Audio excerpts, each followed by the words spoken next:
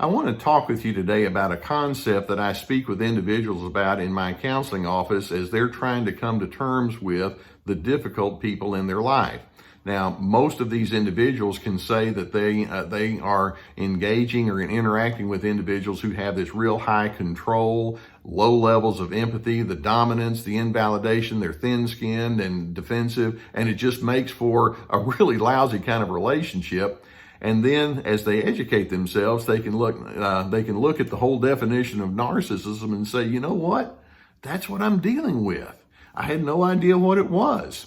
And so they come to me and they're thinking, how did I get hooked into these relationships that have been so dysfunctional? And there's one huge thing that tends to come to the forefront when they're trying to answer that question. And that is, in the very beginning of your relations with these individuals, you didn't know what you didn't know. You know, so many people come into their adult years not really understanding things like narcissism and character disorders. Taking it further, most people don't have a real deep history of learning how to manage their own emotions or understanding the nuances between in the differences in temperament types and how to handle conflicts, etc.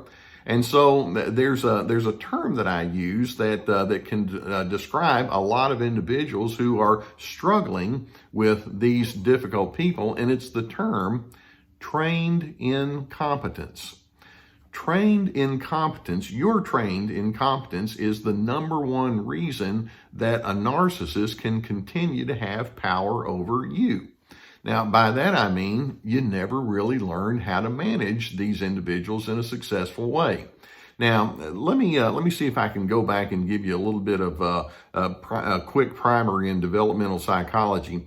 Way back when you were a little kid, 6, 7, 8 years old, and going beyond that, you had the need to learn how to have how to identify your emotions and how to identify some of the strains that you were having with other individuals so that you could learn how to speak into them in a fairly honest kind of way. For example, if you're 7 years old and you're having difficulty with some kid out on the playground, someone needed to talk with you about how you felt and what you think would be a better way to handle that and what you'd like to do that would be different. And over, I mean, there would be hundreds of times during those years where you would need to have discussion about what you feel and what you know to be the wise way to manage things.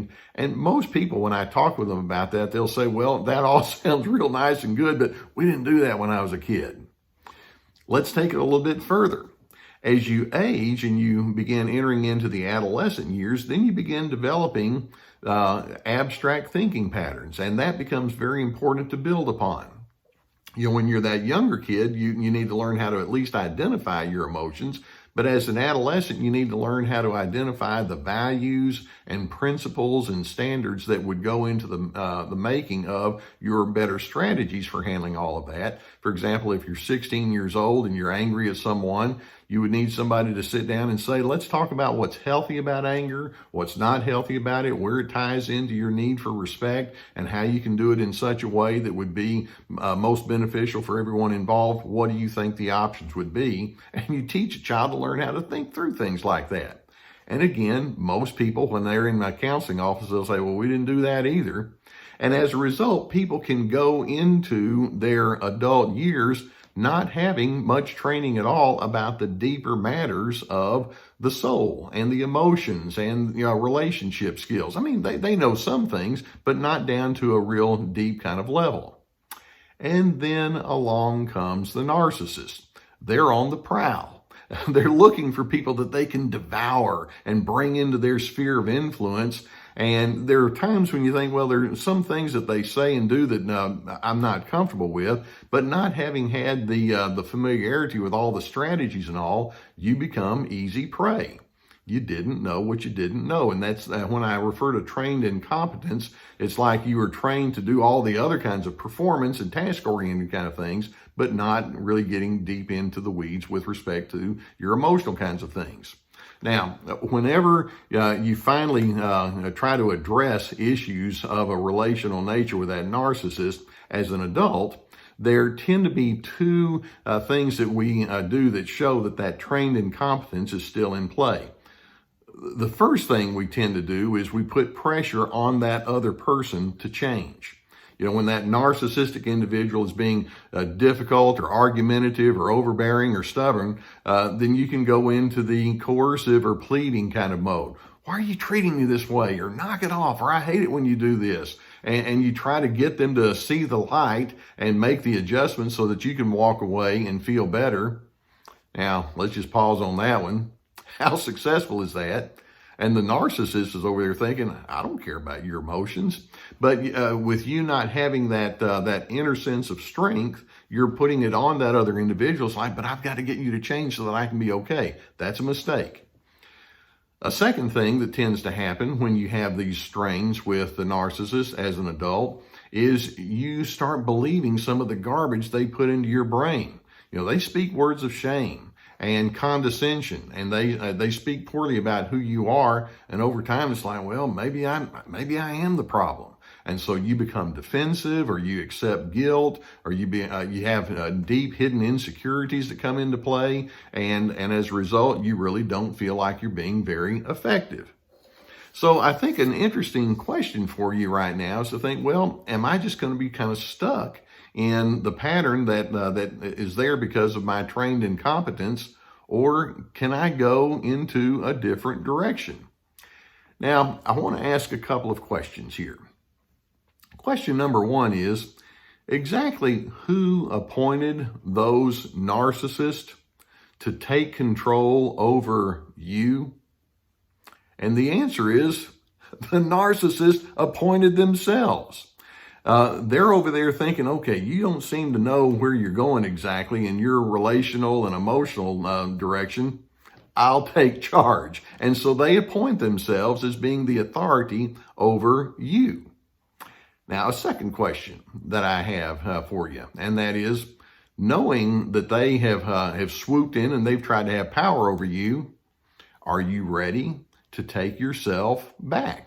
Because you see, the fact that you weren't really trained to be competent as a kid with respect to relational and emotional things doesn't mean that you don't have competence. It just means you weren't trained in it yet.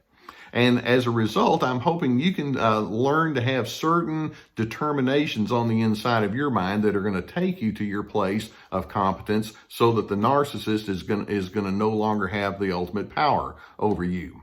For example, there are certain things I'm hoping you can reconsider about truth and how it applies to you. And the first truth is you have a free will. And you get to decide who you're going to be, and it's not the narcissist who gets to decide that for you. A second thing we're going to say is you also have competence. And because if you don't have competence, then you're screwed. Now, you haven't really learned how to manage your competence necessarily, but the competence is in there, and we're going to tap into it and figure out where you can go with this. In addition, we're also going to acknowledge you have inherent worth. Part of your sense of competence arises from the sense that says, I know that I have dignity and I deserve to have right things happen to me. Let's hold on to that. The narcissist doesn't want you to know that because they want you to think of yourself as a nobody. That's inaccurate. You have worth. You are a somebody. And then if the narcissist keeps coming at you with the insistence that they still have to have the power over you, we're going to acknowledge they're operating from an errant mindset. They're wrong. It's not their place to do so.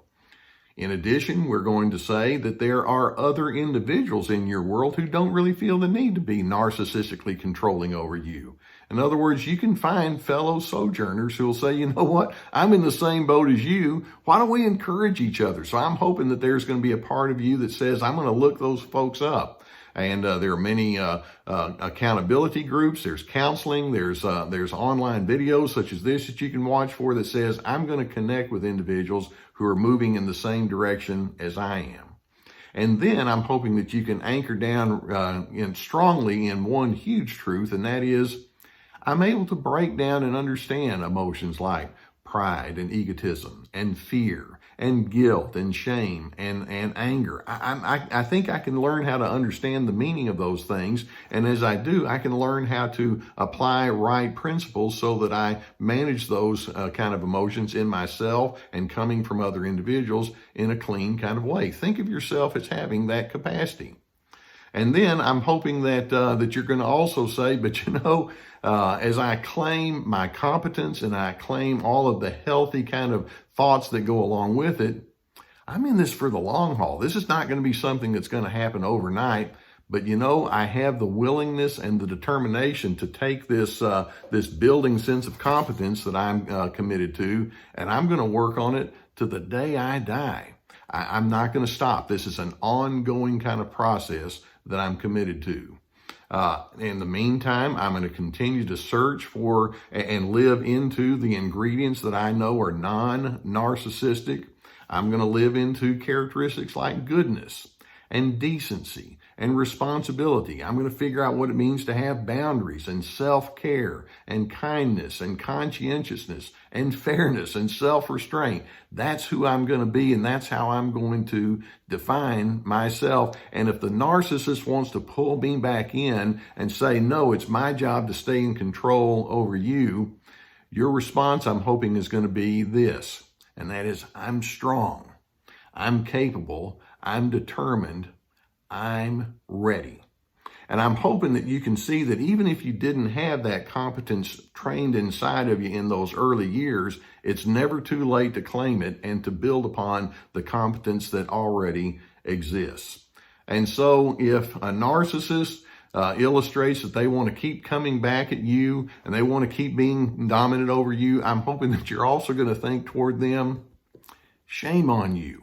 It's not your place to keep me down.